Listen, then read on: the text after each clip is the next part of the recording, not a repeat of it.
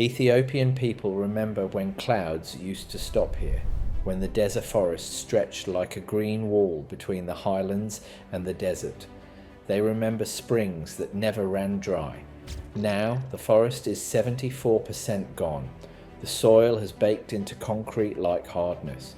When rain falls, it doesn't sink in. It runs off like water on glass, stripping the land bare. In 2012, Michael accepted the UN Equator Prize in Rio de Janeiro. His village had achieved the impossible, not by planting trees, but by planting rain. The problem: fighting physics for decades, aid groups planted saplings in rows, but 90% died within months. The issue wasn't the trees, it was physics. Stripping forests breaks the water cycle. Rain hits bare slopes at full speed, eroding topsoil without roots or litter to slow it. The ground seals up, unable to absorb water. This creates a green drought. Rain falls, but the land stays parched. The solution: planting rain. Local engineers shifted focus from biology to mechanics. They stopped water runoff using physics, calling it planting the rain. First, over 20,000 hand-carved trenches act as breaks, slowing downhill flow and forcing water to infiltrate the soil. Second, 3.8 million microbasins turn slopes into a waffle-like surface, trapping rain, leaves and compost for future roots.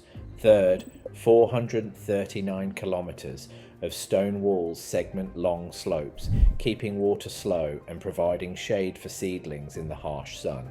They also discovered underground forests. Trees like African olive and juniper survive in roots after repeated cutting. Villagers pruned these stumps, which regrew 10 times faster than planted saplings. The turn. When the system woke up, initially the landscape looked scarred by trenches and walls with no green, just dust. Outsiders mocked it, but underground, water was soaking in. By year 3, a feedback loop began. Trees provided shade, reducing soil temperature and evaporation, retaining more moisture for more growth. Roots partnered with soil fungi, producing glue-like substances that clumped particles into spongy structures. Trenches captured rain, trees nourished fungi, fungi built reservoirs.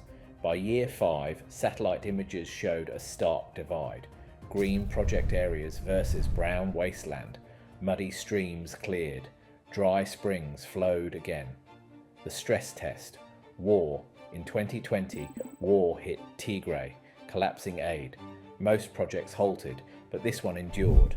Owned by locals, it provided jobs and food amid crisis. The legacy today: 23,000 hectares, larger than Paris, are restored.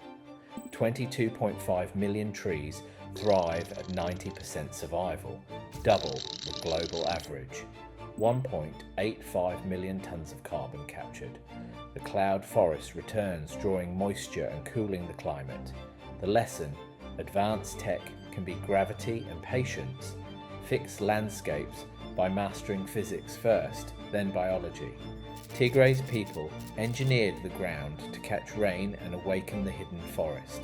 They broke the earth to save it.